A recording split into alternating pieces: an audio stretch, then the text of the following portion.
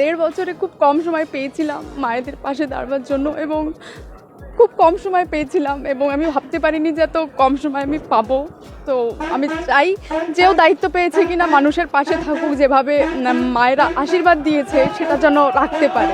ফলাফল তো আমরা জানেন, যেহেতু তৃণমূল কংগ্রেস বাগদায় অনেকটা পিছিয়ে আছে, যেহেতু আশা করেছিলাম যে একটা ভালো রেজাল্ট, আমরা ডোর টু ডোর করেছিলাম মায়েদের, যেভাবে মানে মানুষের যেভাবে রেসপন্সটা আমরা পেয়েছিলাম সেই রেসপন্সটা আমরা ইভিএমে পাইনি। হয়তো ইভিএমের হ্যাক হয়েছে বা ম্যানিপুলেট করা হয়েছে মানুষকে, আমি কিছুই বুঝতে পারছি না যে কিভাবে এতটা মানে বলতে পারি সরকার যেভাবে প্রত্যেক বাড়ি বাড়ি উন্নয়ন পৌঁছিয়ে দিয়েছে, তা সত্ত্বেও যদি সাধারণ মানুষ তৃণমূল কংগ্রেসকে বেছে না নেয়, এতে দোষ আমি সাধারণ মানুষকে বলবো না, এতে দোষ হচ্ছে বিজেপি সরকারের, ইলেকশন কমিশনারের, এবং ইভিএমে অনেক বড় একটা ফল্ট ছিল। আপনি কি বেরিয়ে যাচ্ছেন? হ্যাঁ, এখন বেরিয়ে যাচ্ছি। মানে এই হারটাকে কি স্বীকার করে নেবেন? অবশ্যই নিয়ে নিয়েছি। এখন যেভাবে ঠিক আছে, দেড় বছর যতটুকু সময় পেয়েছি আমি কাজ করেছি। বাগদার মানুষের জন্য কি বলবেন? আমি সত্যি বলতে দেড় বছরে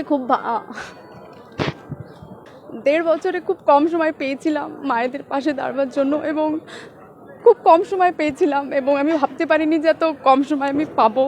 তো আমি চাই যেও দায়িত্ব পেয়েছে কিনা মানুষের পাশে থাকুক, যেভাবে মায়েরা আশীর্বাদ দিয়েছে সেটা যেন রাখতে পারে।